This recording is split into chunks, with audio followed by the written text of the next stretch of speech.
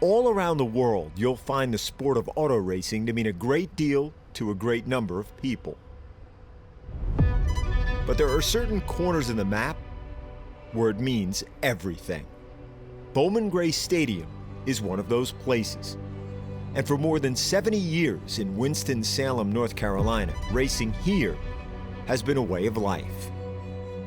Built as a football stadium in the Great Depression, a racetrack was added after World War II, and it became something magical.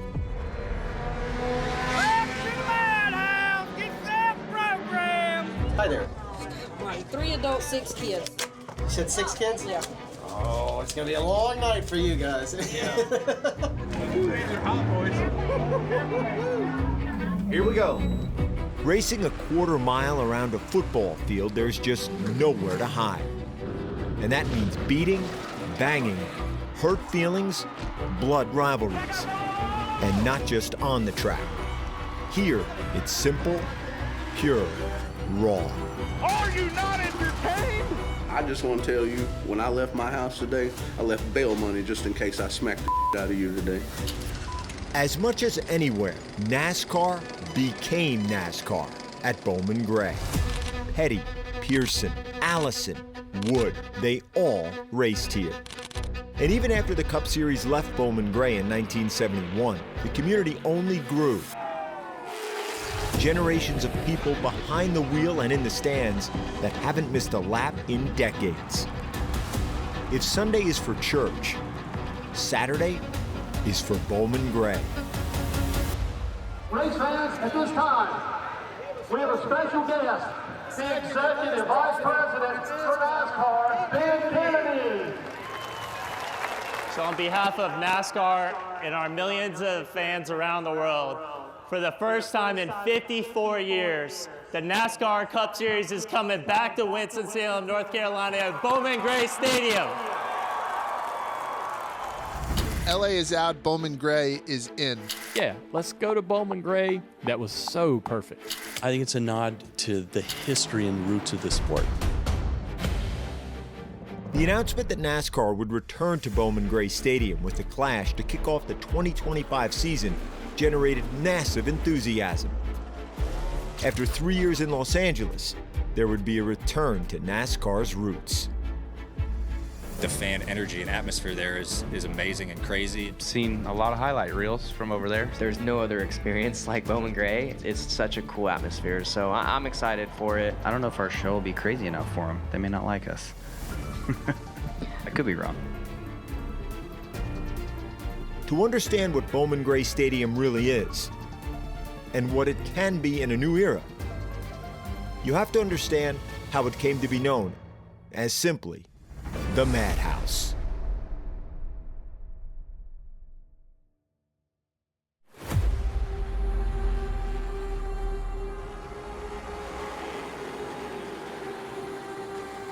On your average Saturday night at Bowman Gray, you'll see a handful of different kinds of cars. But the track's premier class is the modified division. Open-wheeled, lightweight, and bad fast. The modifieds have been the main event at Bowman Gray since 1949.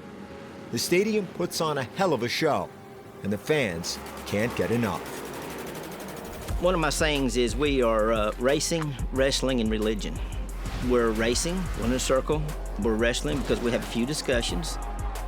We're religion because people come sit in the same seat every week, and they follow who they're passionate about. This is a place you come. You don't come here to watch cars go around in a circle. You come here for excitement and drama, and 99% of the time, that's exactly what you get. Oh boy! Oh, we have a fight! We have a fight! Oh my gosh! Folks, they're angry! They're punching! WWE! Oh my gosh! Haymakers! There you go, give it the tap. Come on, come on, come on. Clear out back, let's go.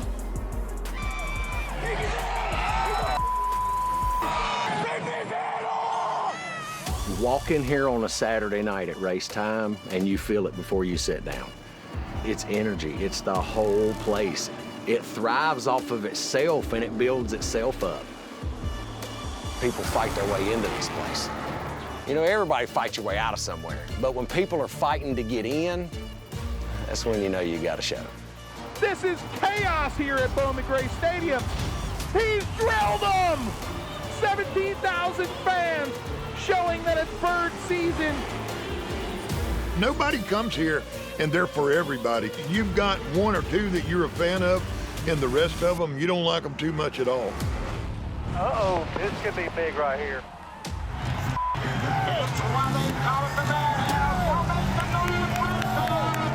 My first year ever racing here, there is a man and a woman with what looked like a 1-year-old in her arms. As I come by, she's got the kid's hand like this. Is you can make a pass on the racetrack, especially if you make a pass for the lead. Fans can cheer loud enough that we can hear them in the car over the motor turning 8,000 RPMs. You know, they're vocal with gestures and whatever they want to do. But, you know, what would you rather have? Somebody that's passionate or somebody that just watches? I'll take the passion every time.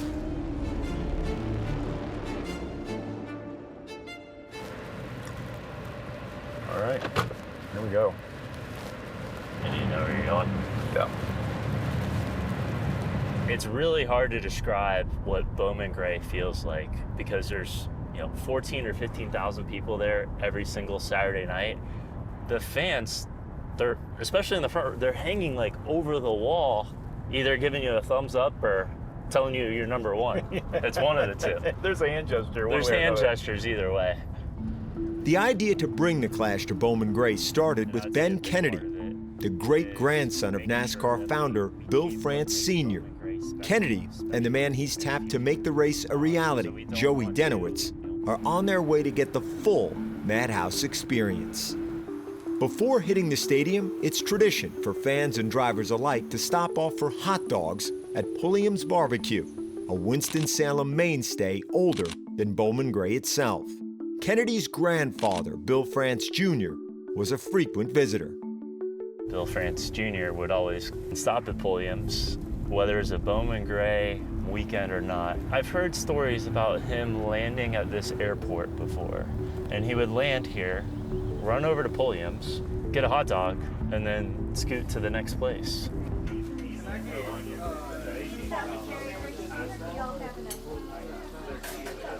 One hot dog with slaw.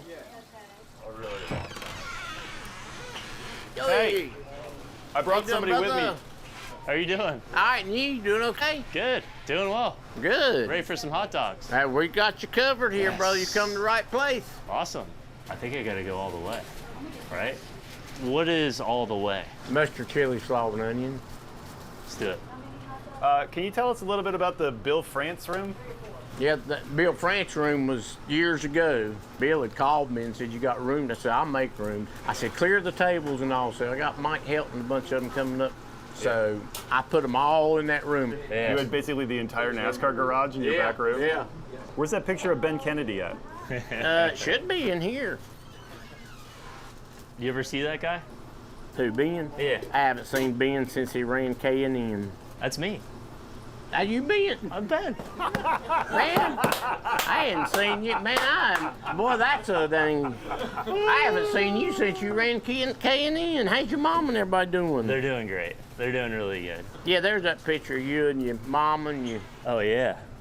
Now, Junior, he would fly into the airport here. Yep, they bring him up here to eat. Sometimes he'd come up here for a meeting with Reynolds. Sometimes he just flew in.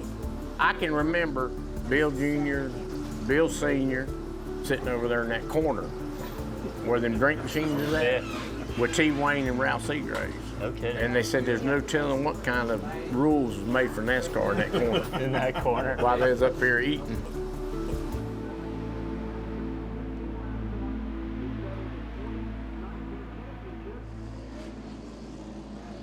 Bowman Gray hasn't changed much over the years. That's part of its charm.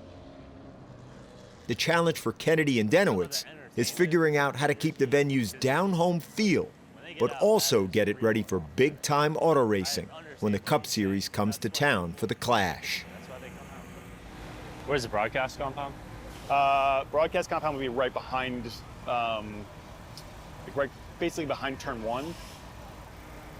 So cup haulers here, down there. Cup haulers all this way. I think we can hit 40 of them, which would leave all of this for inspection, NASCAR trailers, and equipment, other operating equipment. You guys doing well? Yeah. Went to Richmond truck race last week. Thought we'd come over here and play around a little bit tonight. Good. Awesome, man. Probably haven't been here since you won a race here, have you? A while ago, in my past life. That past life Ben Kennedy's talking about is one that put him in the middle of the madness. Here comes Ben Kennedy. He's going to try for the bottom. Great battle side by side. A little bit of contact, then more contact. Looked like Godova got in the back of Ben Kennedy, and around goes Ortiz. In a 2013 K&N Pro Series East race, Kennedy wrote his name into the legend of Bowman Gray. Ben Kennedy will win at historic Bowman Gray Stadium. Wow, this has got to be such a huge moment for Ben Kennedy. I still have the door panel of that car. It's ripped up, it's beat up, but I will forever remember that night. You know, to be able to really see the Madhouse on full display.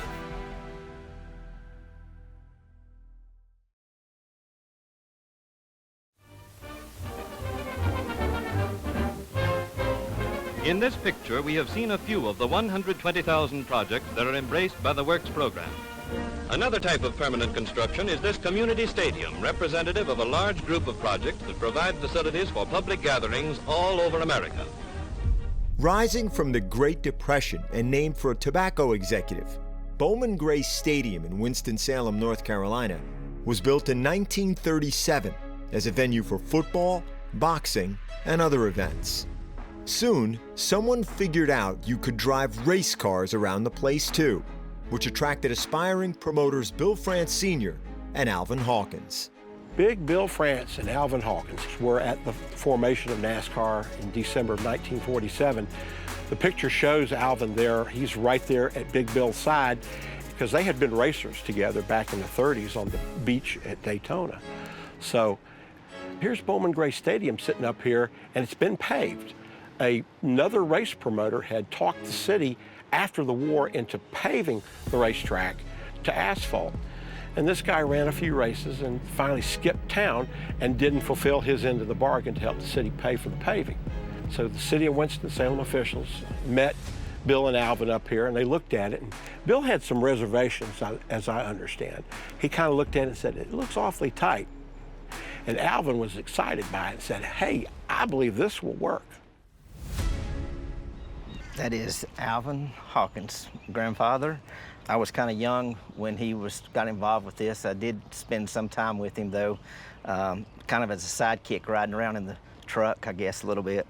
I think him and Mr. France tried to figure out a way to get the adrenaline junkies that came back from the war and corral that, and they were good at it. NASCAR held its first race at the stadium in 1949. Fonty Flock was the winner. Week after week, the fans packed in to see the drivers put on a show. France and Hawkins had hit on something big. Long before they followed their father's footsteps to lead NASCAR, Jim France and his brother Bill Jr. roamed the pits as kids, learning to love racing, among other lessons. I grew up being up there every summer.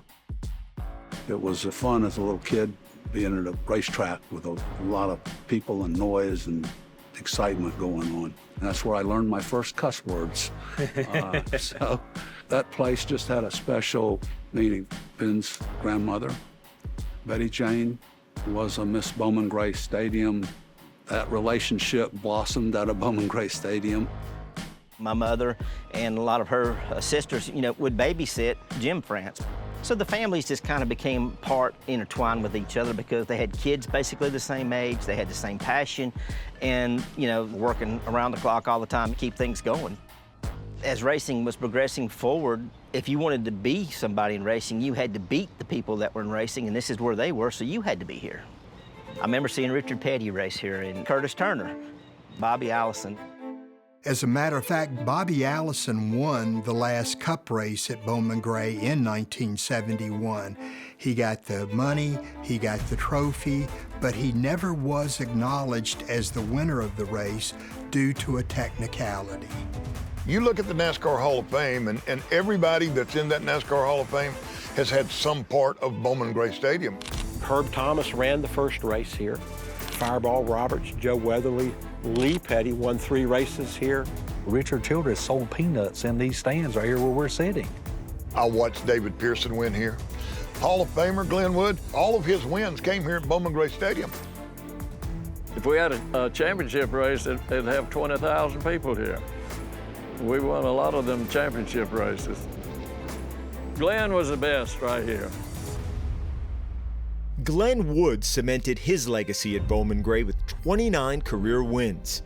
That dominance was due in part to the ingenuity of his brother, Leonard, who carefully studied the quarter-mile flat track.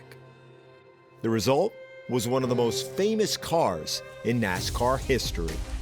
You need more weight on the rear wheels, you know, so Glenn and I started working on this 37 Ford, and we started moving the motor back, and we moved it back a certain part, and then to miss something else, you had to move it back a little more, so we ended up moving it back about 30 inches or so, and then he had to go in the back seat, and then we had to have a long steering rod to go to the front. He says, how in the world am I gonna drive this thing?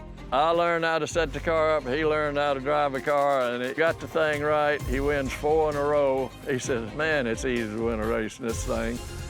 I learned more about how to set a car, to wedge a car and all that than any other racetrack.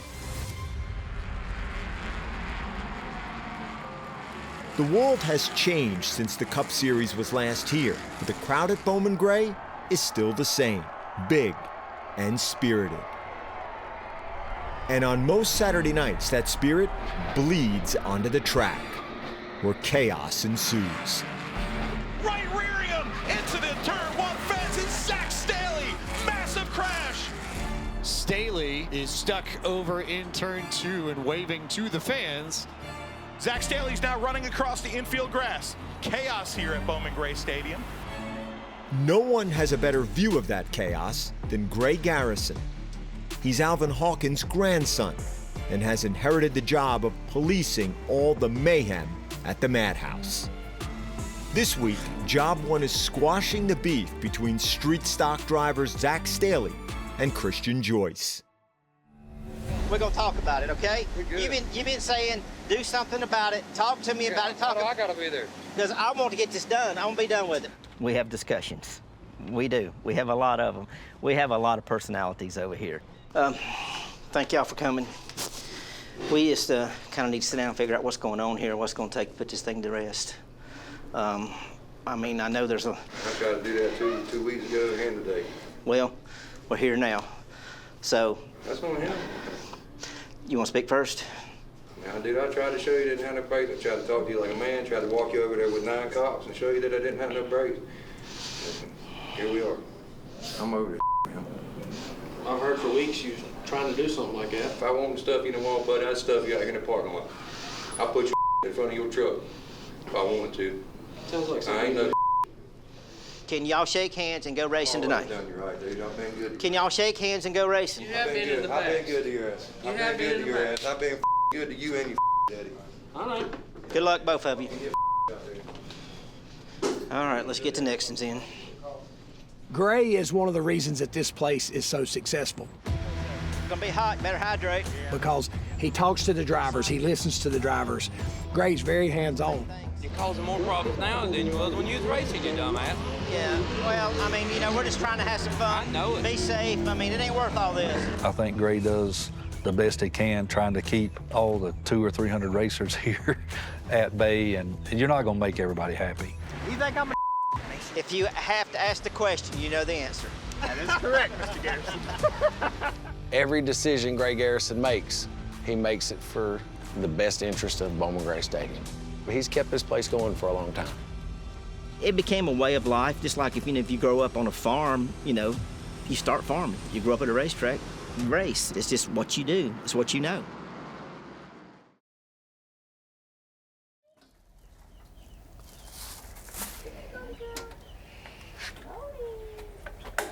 Bert Myers can't remember a time before his Saturdays were built around Bowman Gray. His family has been winning at the stadium since the beginning.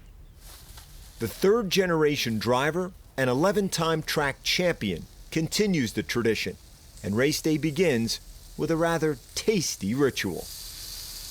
My first year in a race car was 94, but Mama was going to the stadium when she was pregnant with me, so I've been going over there my whole life. That's the thing about Bowman Gray.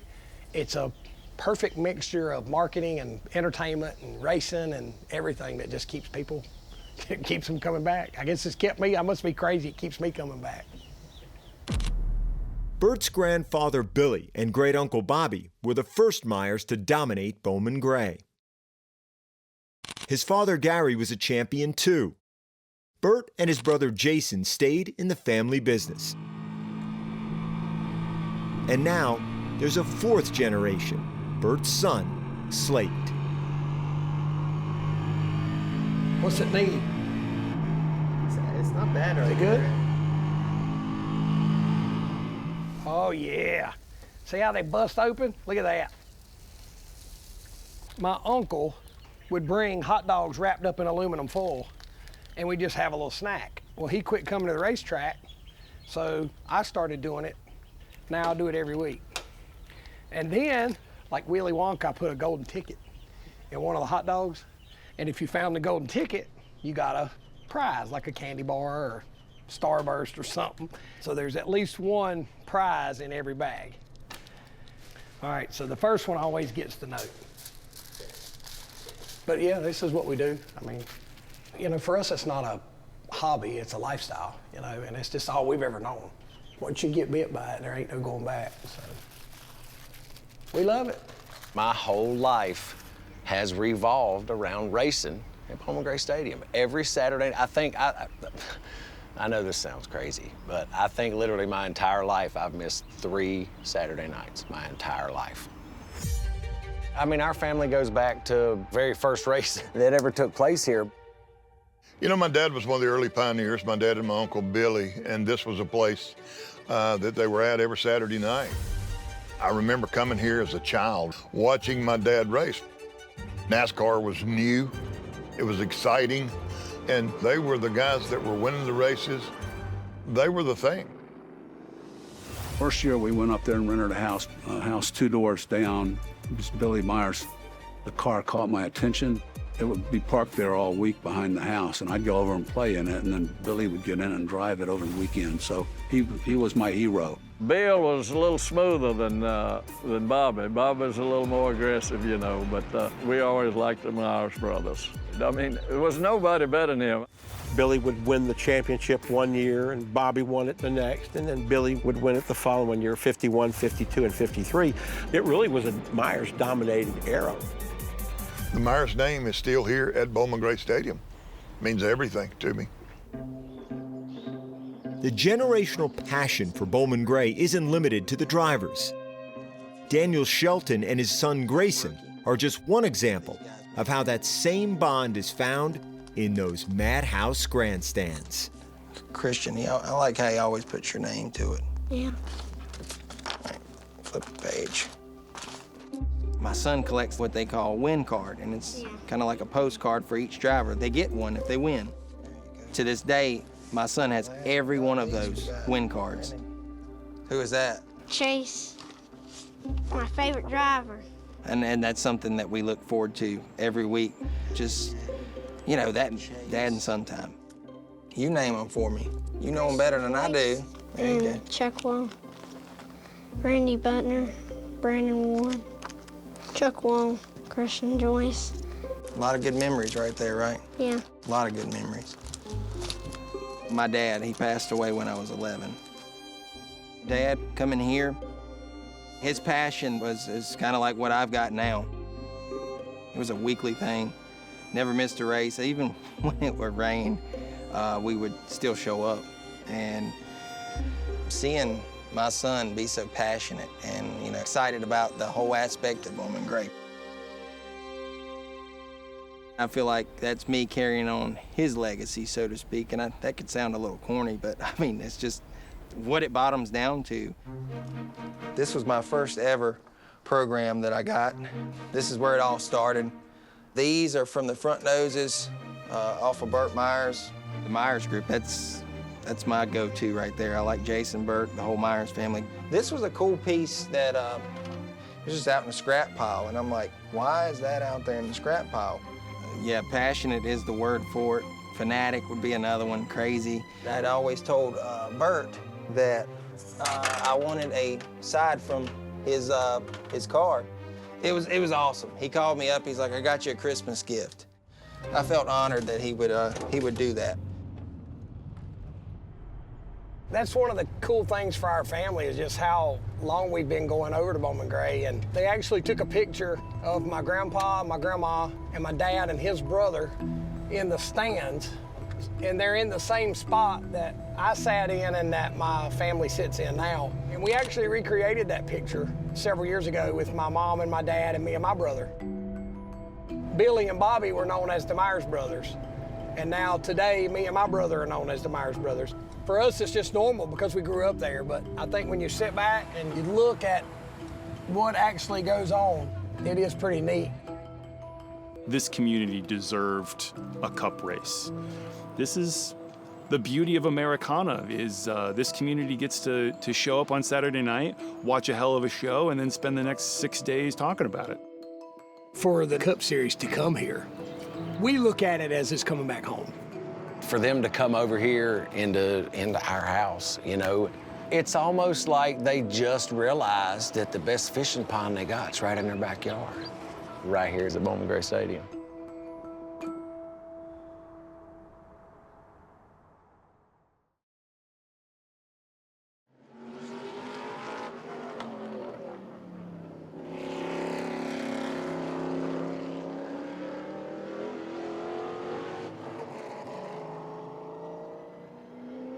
We get out here about 10, 11 o'clock, put our stuff down. Typically, we go back home, you know, take a nap. Yeah. And then we come back out at about 5:30 and stay out here till the race starts at 8 o'clock, and then we're out here till the end. So we're out here till sometimes like 1 o'clock in the morning. So it's like a 13-hour, 14-hour day for us. If it's your first time at Bowman Gray, be careful about what seat you pick. The ticket may say general admission, but there's a set of unwritten, almost sacred rules about who sits where. Traditions laid down, in some cases, decades ago. If it could stay like this, Gray, we'd be fine. It's not so hot. Yeah.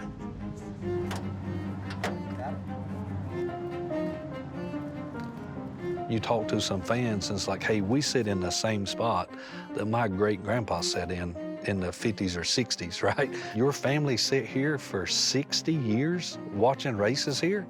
Section 5, we're okay. And it's crazy for me to think about it. I was once sitting here this age. Nobody that sits in this area right here would dare sit where my family sits. Just like we wouldn't sit where another family sits. It's just a mutual respect here in the stands. How many places can you say that about? Every race day is a ritual. For Daniel and Grayson Shelton, once they've marked their seats, the next stop is the pits to get those win cards signed by Bowman Gray's finest. What is it, like 9 cards this week? I think so. 7 from 6 or 7. Yeah. We get over here about 3:30-ish, so you're looking at 2 hours earlier, and we like to mingle with the drivers. How's it going? Good, how are you? Good, good. What's up, little man? How are you? How'd you feel in practice? Good? Pretty good. What's up, little man? You know why he's here? Yeah. He's here every time. Ready for the signature? Yeah. We've created a lot of friendships, man. The way they've scooped my kid up under their wing. Doing all right? Hey, Mama, how you doing? Hi, good. There's Bert right there. You always get the first one, don't you? Yeah. He gets his own pack. You know the deal. Good to see you. Good luck. You know, getting those cards and then going around and getting them signed. We love it. Here you go, boy. Champion right here. Champion. I'm calling it. Champion, right? We're gonna try. Seeing my son be so passionate and, you know, all the friends he's made down there, some of them kids, some of them adults. To us, that means a lot. I always let go of the steering wheel when I know I'm wrecking, or I'll let go and then hit the car that was stopped. But it was pretty violent. You think it'll be okay tonight? You racer, you know, you idiot. yeah, it's gonna hurt tomorrow. Yeah, you'll pay for it all. Tim Brown grew up living Saturday nights at Bowman Gray. He's the other half of the Madhouse's top rivalry, sparring every weekend with Burt Myers for wins and championships. One night in particular, about a decade ago, is the best example of how wild that feud can get. We got into turn 3, and I bumped him getting in, and he went out and he spun out. Tim come out of the pits as we took the green and stuffed me in the wall down here, and then we started running into each other. Tim hit his boiling point, is what happened. And that particular night, the wires crossed in my head, and I didn't care what the outcome was. I was tired of being run over by the Myers. Oh boy, here we go. Uh-oh. Tim Brown had never done that. So it was like, holy cow, what happened to Tim? That was a pretty crazy night. The emotions have overflowed again. Enough is enough. Wear it out. Wear it out. And that night was the night that, like, you done me wrong for the last time. I'm gonna show you that you ain't gonna mess with me. It's no wonder things between Brown and Myers are so tense. There's barely any daylight between them in the record book. Since 1996, Brown has won 12 track championships. Myers has done it 11 times. I respect him. He's a really good racer. I don't like a lot of the things that he does as a racer, and that's fine. I'm sure he don't like a lot of things that I do as a racer, but when I beat him, not that I pat myself on the back, but I feel pretty good about it, you know. In 2024, Brown cemented his place in Bowman Gray history, becoming the first driver to win 100 races at the Madhouse. Way to do it, Brown. It's 100, man. Ladies and gentlemen, history tonight at the Madhouse. Everybody put a bigger emphasis on that 100 than I did, because to me it's just another win. When Cup car owners started calling me and congratulating me, and Cup drivers were calling me, you know, I was thinking, like, man, it must be a pretty big deal. And I think about it a lot, how blessed I've been to just be a kid that struggled to buy the ticket to come here to watch a race. Now to walking in here and being one of the best that's ever done it. And I know Bert's, you know, nipping at the heels, and he'll get 100 soon, but I beat him to it. It's special and will always be special because I was the first one to ever do it.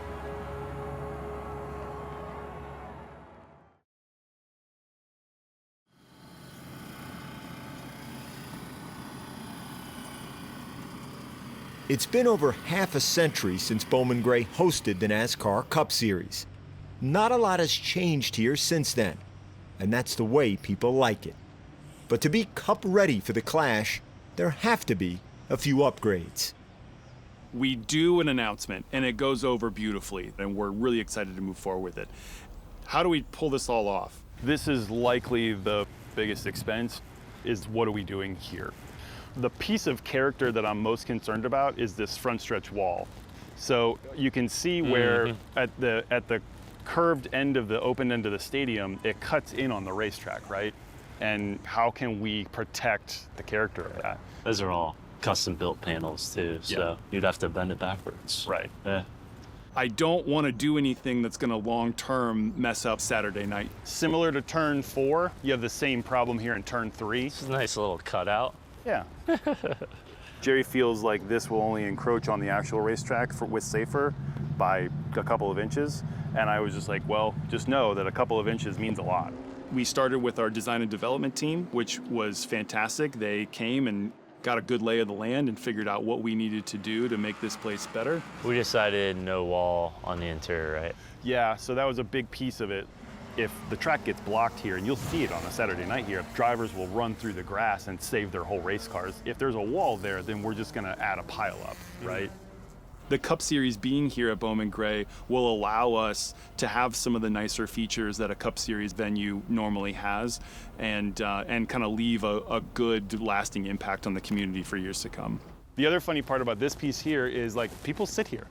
So, I mean, I can reach out and and see fans. I don't know of a single other racing venue that we have fans this close to. No, not at all.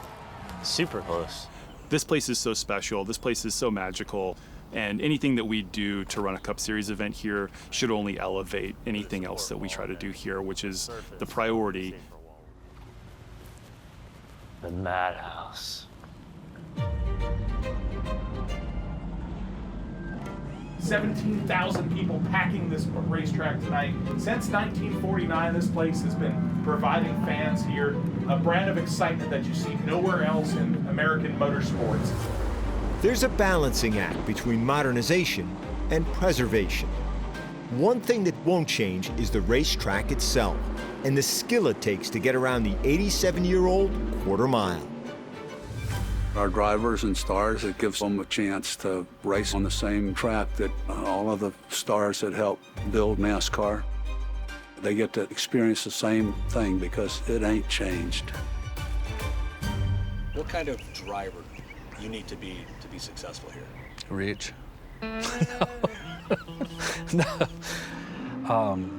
So you have to be disciplined, right? As far as inside the race car.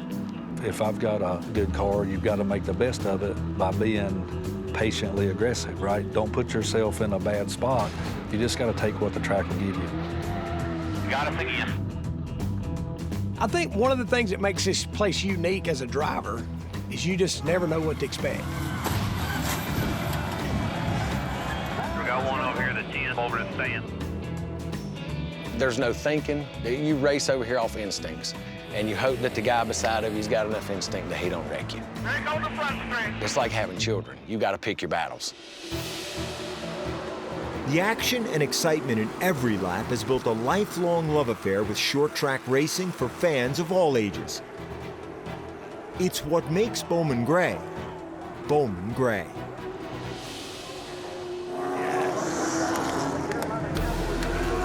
Retaliation. So good. Hey, thank you so much for bringing it. Oh yeah, no worries, no man. idea how much we appreciate that. Yeah, you pumped for it? You coming? Oh my God, I'm more than my Thank you very much, my friend. Yeah, thank you, man. Yeah, hell yeah. Reason number 7,358, and we call it the Madhouse. A lot of middle fingers on that one. You need that for the clash. We're probably gonna have it. That's the scary part. That's why they call it the Madhouse.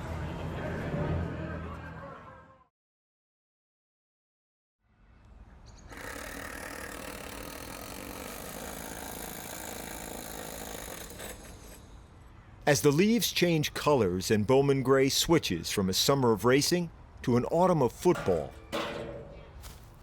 renovations kick off to prepare for the clash. If these old guardrails could talk, the stories would be legendary. One of the most fascinating is the story of the last time the Cup Series raced at Bowman Gray on August 6, 1971.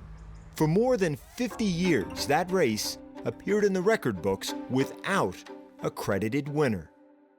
Midway through the 1971 season, NASCAR determined that there would be 6 combination races of the Grand National Division, or what we would call the Cup Series today, and Grand American, like our Xfinity cars of today. The Grand American cars were like Mustangs, Camaros, Mercury Cougars. The first of those combination races was scheduled for Bowman Gray Stadium. Bobby Allison chose the Grand American car because it was lighter. As the race went on, Bobby had a clear advantage. He led 118 laps.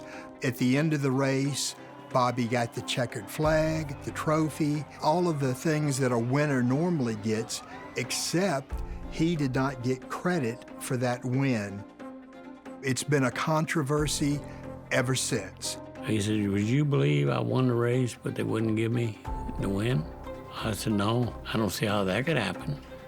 But it did.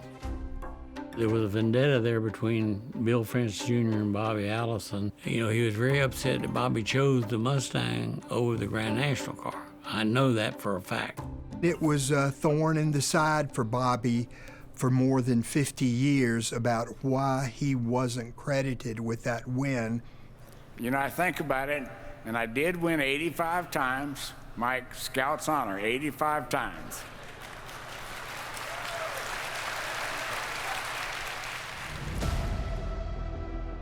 When NASCAR announced that they were bringing the Clash to Bowman Gray Stadium, I felt like that win needed to be validated. Joey Denowitz asked me to put together a document that might plead Bobby's case.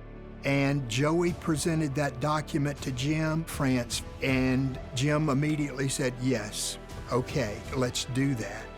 And we knew at that time Bobby's health was failing. It was so critical that he knows that he was finally credited for that win. On October 23, 2024, NASCAR's Jim France and Mike Helton presented Bobby Allison with an official proclamation. Allison would finally be recognized as the winner of the 1971 Myers Brothers 250. Allison passed away just over 2 weeks later. The win at Bowman Gray brought his career total to 85, fourth on the all-time NASCAR wins list. When I got that phone call saying that that's what they were doing, I relaxed completely. I said, finally. When I got the news, I said, he's got it. He's got that win. I just am so happy.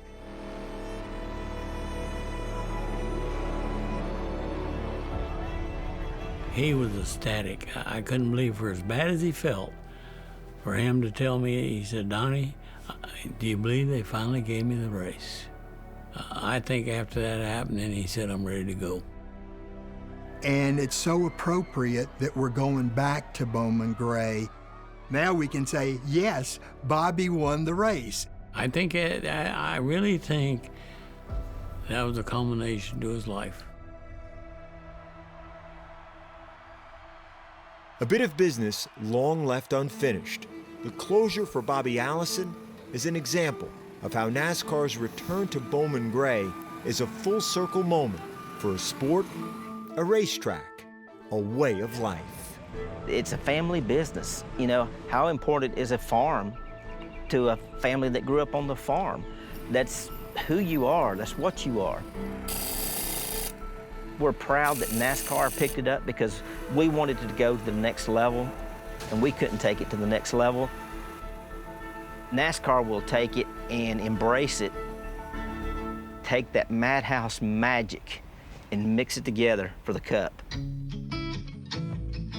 I think this is thank you, race fans, for sticking with us. We've had to go some other places, but we're coming home. I've been all around the world and I done seen a lot of dirt, but home sweet home, all I know. Had to turn around and burn every scar I had to earn them. There's nothing like the dirt that I know. Way down the way. You know, you just picture like all those guys that's raced here. It's like a nice timepiece. It's just working, right? And it's just flawless. This thing's always stayed special, you know. It's just went on for just years and years and still put on a great show. Great memories. I can sit here and tell you story after story after story. Until you sit right here, you'll never understand it.